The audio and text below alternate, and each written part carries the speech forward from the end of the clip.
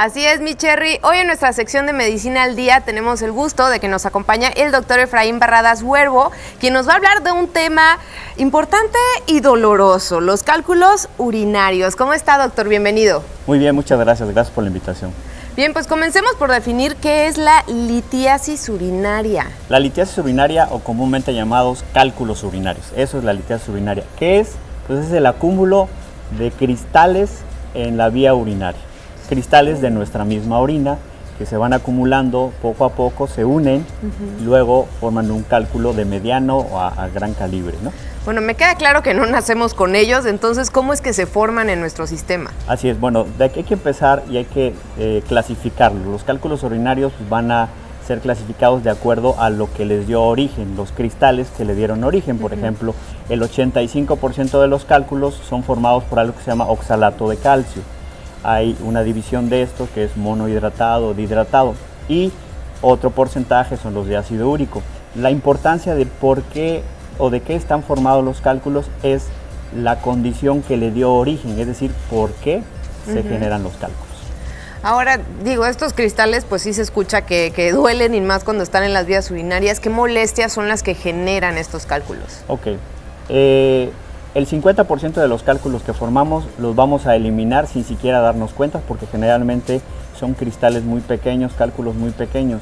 El restante 50%, 25% nos va a dar algún problema, algún dolor, un cólico, que son muy fuertes, y el 25% restante nos puede dar un dolor tan intenso que nos tenga que llevar al hospital y necesite yo algún procedimiento quirúrgico, alguna cirugía o la intervención del urólogo que le tengamos confianza. ¿Y hay alguna manera realmente como de diagnosticarlo, de darnos cuenta? Claro, bueno, indudablemente si yo tengo el antecedente de mi familia o yo ya sé que tengo el antecedente, pues bueno, siempre es importante 2 veces al año iniciar con un ultrasonido. Pero si creo que ya tengo el cálculo, pues nosotros los médicos y los urólogos pedimos algo que se llama tomografía. Entonces la tomografía nos da una imagen muy clara de dónde está situado el cálculo, el tamaño del mismo, si está obstruyendo o no la vía urinaria, y dependiendo de lo que encontremos en este estudio, pues es la decisión que nosotros vamos a tomar, ya sea darle un tratamiento expulsivo o dar una opción a algún procedimiento quirúrgico. Ok, supongamos que yo ya me hice el diagnóstico, salió positivo, ahora ¿cómo lo trato? ¿Qué es lo que tengo que hacer? Va a depender mucho el tamaño, la localización y qué es lo que está produciendo en ese momento el cálculo. Decía yo que bueno, va a depender de la localización. Si yo tengo un cálculo grande en el riñón, bueno, a lo mejor no es una urgencia en ese momento.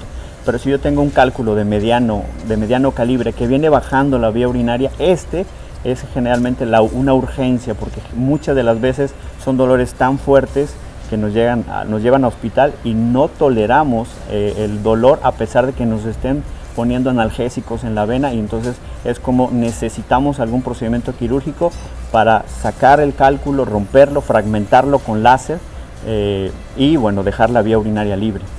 Bien decía mi abuela que más vale prevenir que lamentar. Entonces, ¿cómo puedo prevenir estos cálculos para que no me pase nada de lo que nos acaba de comentar? Ok, algo bien importante. Si tengo antecedentes, entonces yo necesito ir con mi urólogo para que me haga un diagnóstico preciso de cuál es la causa por la cual estoy formando cálculos. Entonces, hay algo que se llama hipercalciuria, quiere decir que orino mucho calcio. Hay algo que se llama hiperoxalaturia, quiere decir que orino muchos oxalatos. Y entonces voy a prevenirlo, pues bueno, 1, tengo que tomar 4 litros de agua al día.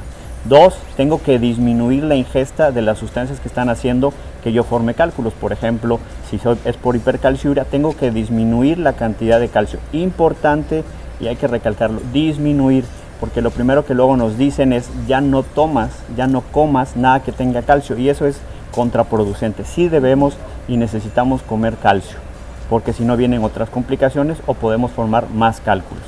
Si mi problema es por ácido úrico, entonces tengo que disminuir las carnes rojas.